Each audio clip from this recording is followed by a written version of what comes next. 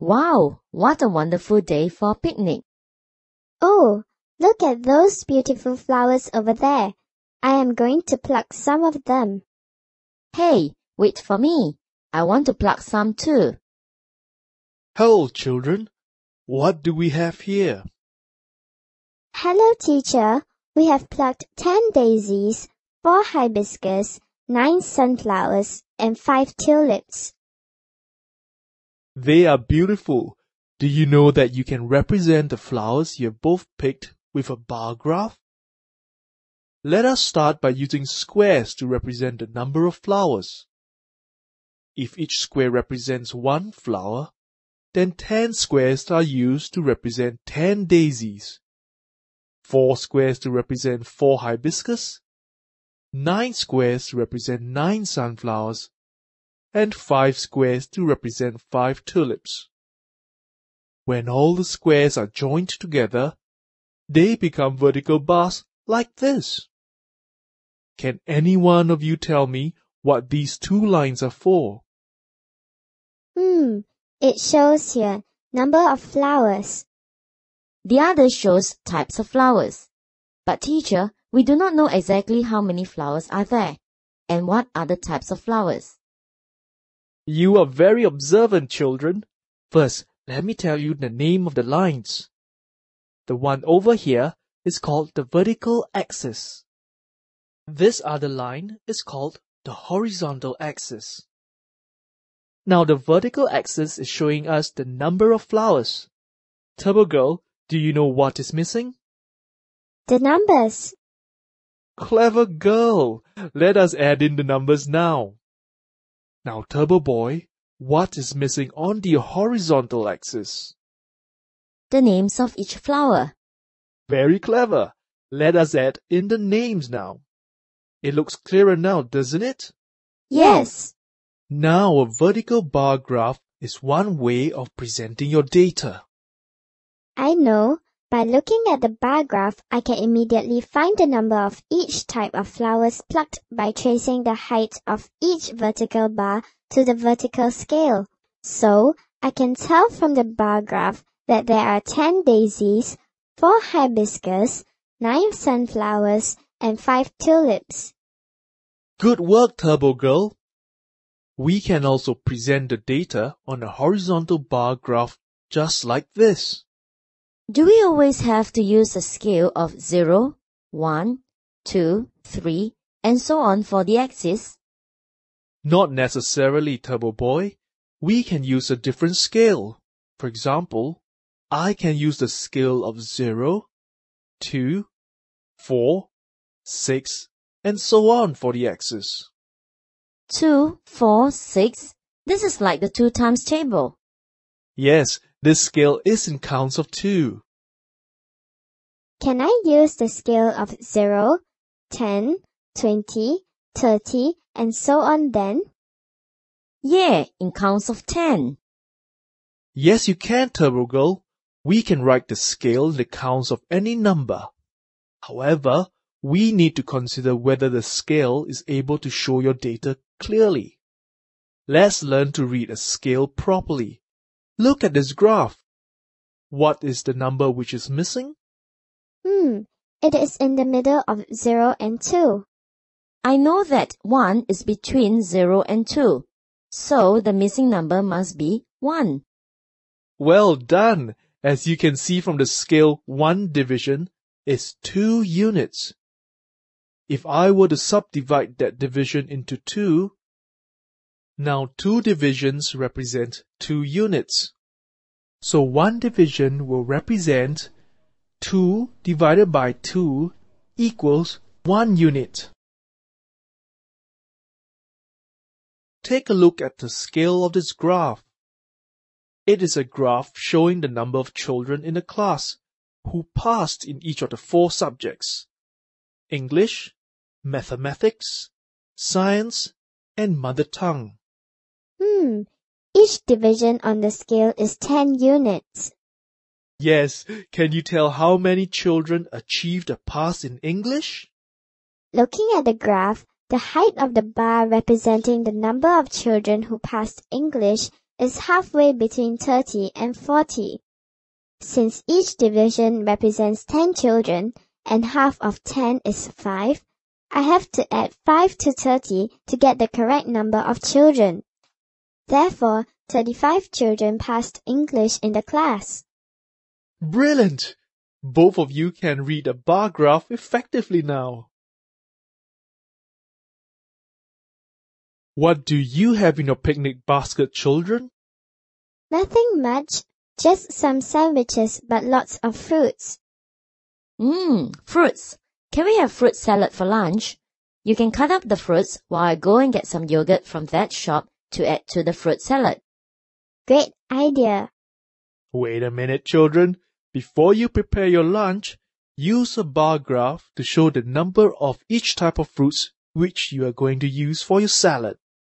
No problem. Let's see. We will be using 5 apples, 20 grapes, 8 plums, and 16 strawberries. I can display the number of each type of the fruits we are using on a vertical bar graph like this. Good job, Turbo Girl. Now, Turbo Boy, can you tell me, by looking at the graph, which type of fruit Turbo Girl is using the most in the salad? At one glance, I can tell that the vertical bar drawn for grape is the tallest. So, Turbo Girl will be using the most number of grapes for our salad. Very good, Turbo Boy. But remember to double check on the number. How many grapes are there? Yes, 20 grapes.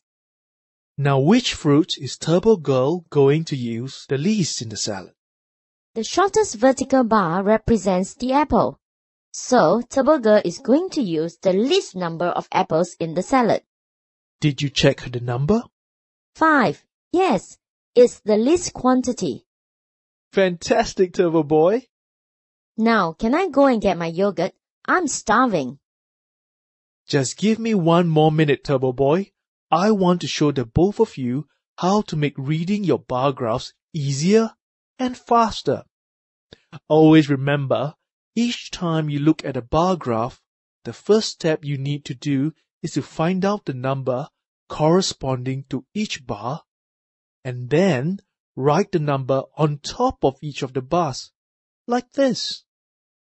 By doing so, we can tell the number of each type of fruits very quickly.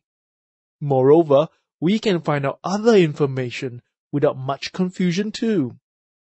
Turbo Girl, could you tell me which fruit is twice the amount of plums? By looking at the number written at the top of the bar representing plums, I know that there are 8 plums. Twice of this number is 8 times 2, which is 16. Now, I will just look for the number 16 on top of the vertical bars. Here it is. 16 corresponds to the fruit strawberry. So, there are twice as many strawberries as plums. Good work, Turbo Girl.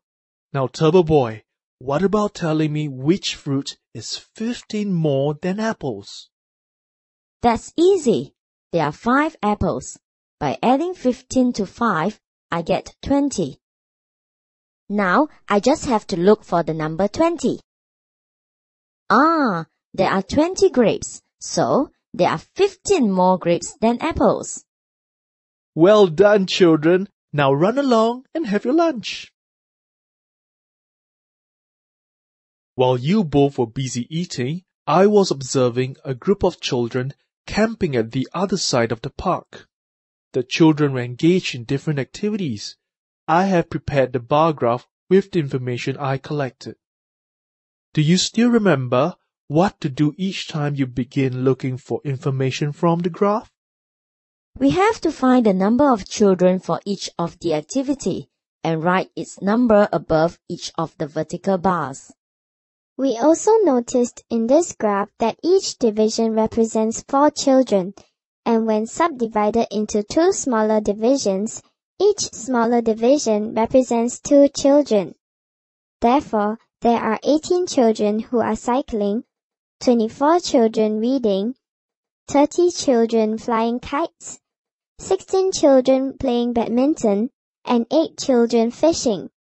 Both of you are absolutely right. Now looking at the graph again, we can find out other information. For example, how many children were there at the camp altogether, Turbo Boy? That's easy. I just need to add all the numbers up. 18 plus 24 plus 30 plus 16 plus 8. The answer is 96. Very good. Now, Turbo Girl, can you tell me which is the most popular activity among the children? Of course, the greatest number above the bar is 30. This number refers to the number of children flying kite. Hence, kite flying is the most popular activity. Excellent, Turbo Girl. That was a very good and clear explanation. Can I ask you a question, Turbo Girl? Can you tell me how many more children are there reading than fishing? Let me see. From the graph, I can see that 24 children are reading and 8 children are fishing. I take 24 to minus 8 and I get 16. There are 16 more children reading than fishing. I'm really proud of the two of you. Now run along and have fun. Let's recall what you have learned today. How do we read the bar graph below, Turbo Girl? In a bar graph, the horizontal axis shows the different items which the graph is representing, and the vertical axis shows us the number of each item. I read each bar by tracing the top of it to the vertical axis to find the number. I then write it on the top of the bar so that I can refer to it easily for later use. Do you still remember how to read the scale on the axis? The scale shows the number of each item that the graph is representing in a certain multiplication. Okay, how do you find the missing number, which is between two divisions, on such a scale? I need to find how much is each division and then divide that by 2. I then add the number to the previous number on the scale. Wonderful! You may go home now, children. Bye, teacher.